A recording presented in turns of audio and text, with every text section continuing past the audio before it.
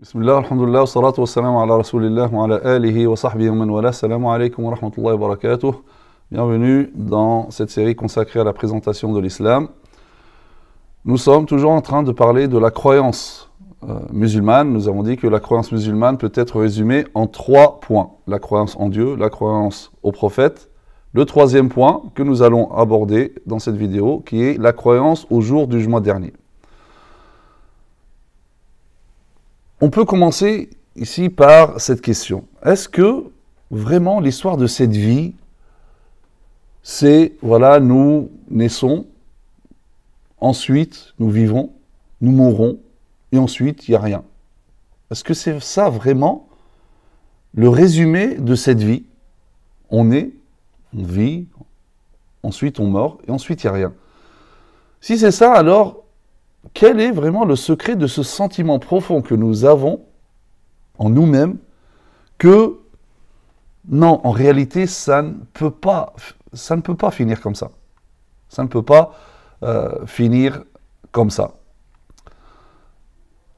Comment la raison pourrait-il concevoir que cette vie va s'achever alors que celui qui a fait du mal, qui a volé, spolié, assassiné, opprimé, tyrannisé, et il va s'en sortir de cette vie sans être puni.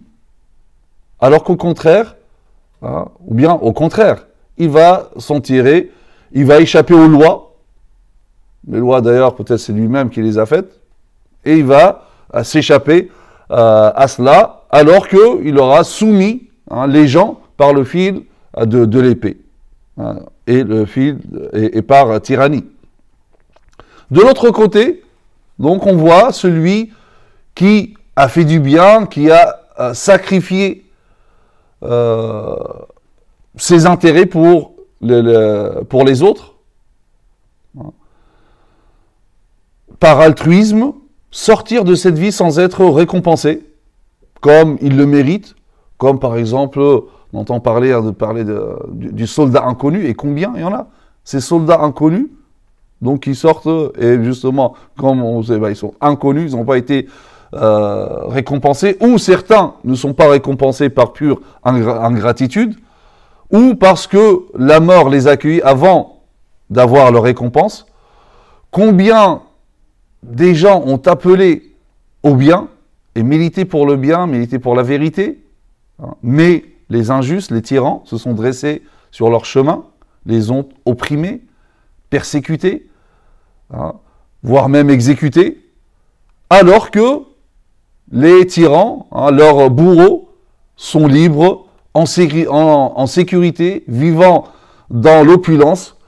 Comment, on peut se dire, comment la vie peut-elle finir ainsi? Il y a un sentiment qui dit non. Il y a un sentiment d'inachevé, ça ne peut pas finir comme ça. Et particulièrement, cette raison, l'aql, donc on a fait un chemin ensemble, donc cette raison qui a cru auparavant à la justice divine, à l'existence de Dieu et à la justice divine, dit que ce n'est pas possible que les choses finissent comme ça. Donc c'est pas possible. Ceci contredit la justice divine. Et cette raison, comme j'ai dit, qui a cru en l'existence de Dieu et qui a cru en la justice divine, ne peut que reconnaître la nécessité de l'existence d'une autre demeure dans laquelle le bienfaiteur sera récompensé comme il se doit pour sa bienfaisance et le malfaiteur puni pour ses méfaits. Forcément. Ceci, ou bien c'est ce qui exprime en réalité la sagesse perçue dans chaque élément de l'univers. On voit que tout est dans l'ordre. C'est comme si, par exemple, je ne sais pas, on voit dans une rue, tout est en ordre, les lumières, etc. Et on voit à un moment où la lumière est cassée, où le poteau est incliné, etc., on va dire forcément il va y avoir quelqu'un qui va réparer cela. Parce que tout est ordonné, tout est parfait, il n'y a que ça. Donc on se dit forcément qu'il y a quelqu'un qui va venir rectifier cela. Et quand on regarde l'univers, tout est tellement ordonné, là on va se dire, là ce qui se passe dans notre vie, c'est pas, la vie n'est pas une fin, il y a forcément quelque chose, après ça ne peut pas finir ainsi. Et d'ailleurs, Dieu, dans le Coran, nous rappelle cette vérité. Il dit وَمَا خَلَقْنَا السَّمَاوَاتِ وَالْأَرْضَ وَمَا بَيْنَهُمَا لَاعِبِينَ. Ce n'est pas par divertissement que nous avons créé les cieux et la terre et ce qui est entre eux. مَا خَلَقْنَاهُمَا إِلَّا بِالْحَقِّ. Nous ne les avons créés qu'en toute vérité. وَلَكِنَّ أَكْثَرَهُمْ لَا يَعْلَمُونَ. Mais la plupart d'entre eux ne savent pas. Inna yawm al-fasli miqatuhum ajma'in. Certainement, donc, le jour du jugement est leur rendez-vous à eux tous. D'ailleurs, regardez, même si nous appliquons les lois de Dieu ici-bas, prenons la loi du talion. La loi du talion, donc, quelqu'un qui a tué une personne par pure agression. Il y a la loi du talion. Mais ça, c'est quelqu'un qui a pris la vie d'une personne. La loi, donc, c'est la loi du talion. Mais celui qui a pris la vie de 10 personnes, 20, 100, des milliers, des centaines de milliers, comme certains tyrans. La loi, ici-bas, c'est quoi? C'est la loi du talion, pareil. Donc celui qui a tué des centaines de milliers ou celui qui a tué une seule personne, c'est la même loi. Là encore, on se dit, non, il doit y avoir encore une autre demeure où chacun va être récompensé pour sa bienfaisance, mais également pour ses méfaits, comme il se doit. Mais cette justice ne peut pas être ici. Dieu nous dit وَمَا خَلَقْنَا السَّمَاءَ وَالْأَرْضَ وَمَا بَيْنَهُمَا بَاطِلًا. Nous n'avons pas créé le ciel et la terre et ce qui existe entre eux en vain. ذَلِكَ ظَنُّ الَّذِينَ كَفَرُوا. C'est ce que pensent ceux qui ont mécru. فَوَيْلٌ لِلَّذِينَ كَفَرُوا مِنَ النَّارِ. Malheur à ceux qui ont mécru pour le feu qui les attend. أَمْ نَجْعَلُ الَّذِينَ آمَنُوا وَعَمِلُوا الصَّالِحَاتِ كَالْمُفْسِدِينَ فِي الْأَرْضِ أَمْ نَجْعَلُ الْمُتَّقِينَ كَالْفُجَّارِ. Traiterons-nous ceux qui croient et accomplissent les bonnes œuvres comme ceux qui commettent du désordre sur terre? Ou traiterons-nous les pieux comme les pervers? C'est-à-dire non, c'est pas pareil. Donc forcément, il doit y avoir une demeure où chacun va avoir la rétribution qu'il mérite. Dieu nous dit أَمْ حَسِبَ الَّذِينَ اجْتَرَحُوا السَّيِّئَاتِ أَنْ نَجْعَلَهُمْ كَالَّذِينَ آمَنُوا وَعَمِلُوا الصَّالِحَاتِ. Donc, ceux qui commettent des mauvaises actions, comptent-ils que nous allons les traiter comme ceux qui croient et accomplissent les bonnes œuvres dans leur vie et dans leur mort? Sawa'an mahyahum wa mamatuhum, c'est-à-dire, pensez-vous que tous comme ça vont sortir de cette vie? Donc, celui qui a fait du bien comme celui qui a fait du mal, pareil? Il dit non, c'est pas possible. Dit sa'a ma yahkumun, comme ils jugent mal. Wa khalaqa Allahu as-samawati wal arda bil haqqi wa litujza kullu nafsin bima kasabat wa hum la yuzlamun. Et Dieu a créé les cieux et la terre en toute vérité, et afin que chaque âme soit rétribuée selon ce qu'elle a acquis. Même si c'est pas ici-bas, ça sera dans l'au-delà. Et ne seront cependant pas lésés. C'est une justice absolue. وَلِلَّهِ مَا فِي السَّمَاوَاتِ وَمَا فِي الْأَرْضِ لِيَجْزِيَ الَّذِينَ أَسَاءُوا بِمَا عَمِلُوا وَيَجْزِيَ الَّذِينَ أَحْسَنُوا بِالْحُسْنَى. À Dieu appartient ce qui est dans les cieux et sur la terre, afin qu'il rétribue ceux qui font le mal selon ce qu'ils œuvrent et récompense ceux qui font le bien par la meilleure récompense.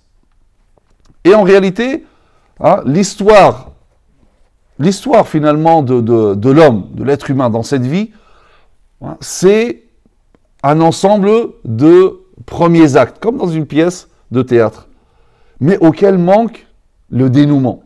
D'accord ? À l'instar du petit acte appartenant à une longue pièce de théâtre, c'est comme ça en fait la vie. C'est comme si, donc il y a un petit acte. Ensuite, donc, il y a eu le rideau qui s'est baissé. Hein. Mais il manque quelque chose, c'est le dénouement. La vie, en fait, c'est ça. Hein. Ainsi, celui qui a passé sa vie dans la débauche, dans la tyrannie, il a semé la corruption sur terre. Hein. Il n'a laissé derrière lui que des traces de destruction et d'injustice. Hein.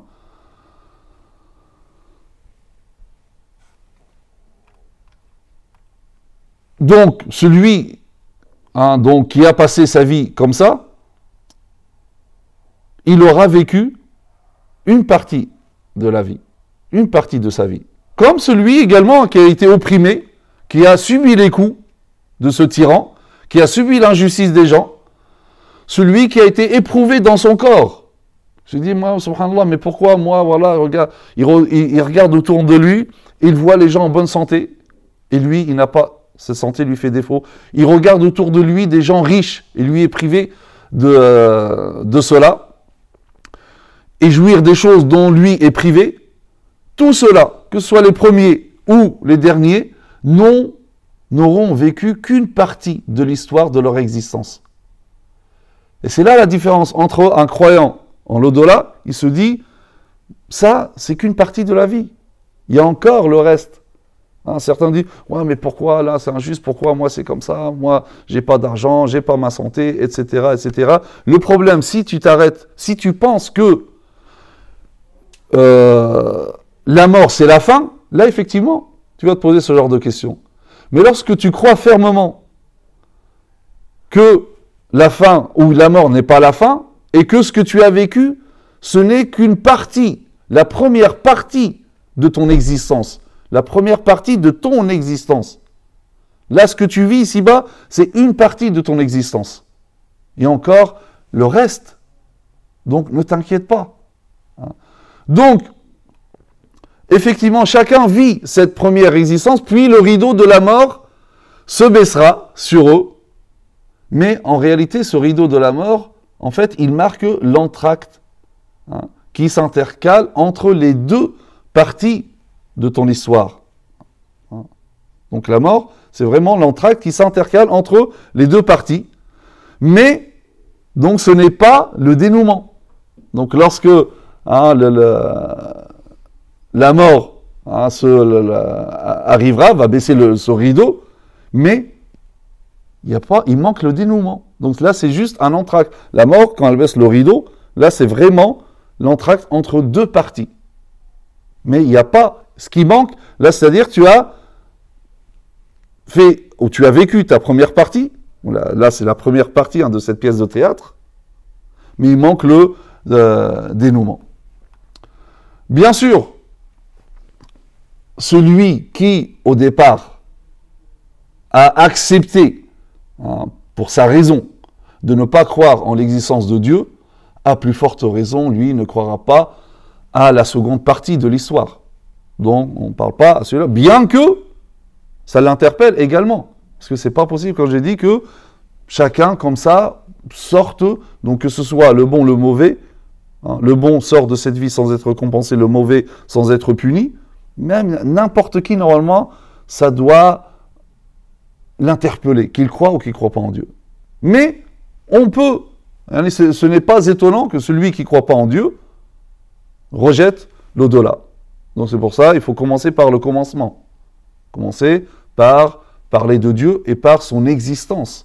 Et lorsque nous prouvons que Dieu existe, nous prouvons par là même que Dieu est parfait, et donc ce qu'il fait, il y a toujours une sagesse derrière, donc il ne peut pas, Allah Azza wa Jalla ne fait pas les choses en vain, et il y a toujours une sagesse, donc dans cette vie, les choses ne peuvent pas se terminer comme ça, comme nous l'avons dit. Quant à la résurrection des corps après la mort, certains diront, ouais, mais comment? On est mort, comment? C'est pas possible qu'on soit vivant à nouveau. Alors, comme j'ai dit, celui qui n'a pas cru que, initialement, c'est Dieu qui a créé les êtres humains, à plus forte raison, il ne va pas croire en la résurrection. Mais celui qui a cru que Dieu a créé l'être humain, pourquoi il ne va pas croire que celui qui les a créés, donc la première fois, il ne serait pas capable de le récréer à nouveau. Et d'ailleurs, la deuxième création est plus facile. Pourquoi? Parce que, bien sûr, attention, tout est facile auprès d'Allah Azza wa Jalla. Donc, lui, lorsqu'il veut créer quelque chose, c'est juste un mot. Kun fayakun. Soit et la chose est. Mais c'est juste pour interpeller la raison. C'est-à-dire que celui qui a créé l'être humain à partir du néant, de rien. La résurrection, c'est de créer l'être humain à partir de ce qui reste de lui. Donc, celui qui croit en la première création, il croit à plus forte raison à la deuxième. C'est pour ça que le Dieu nous interpelle en nous disant et c'est lui qui commence la création, puis la refait. Et cela lui est plus facile. Il a la transcendance absolue dans les cieux et sur la terre. C'est lui le Tout-Puissant, le Sage. Dieu nous donne ici l'exemple de quelqu'un qui est venu voir le prophète sallallahu alayhi wa sallam. Il a broyé, écrasé des ossements jusqu'à deviennent poussière et vient devant le prophète sallallahu alayhi wa sallam et lui souffle ceci au visage et lui dit: prétends-tu que Dieu va ressusciter cela?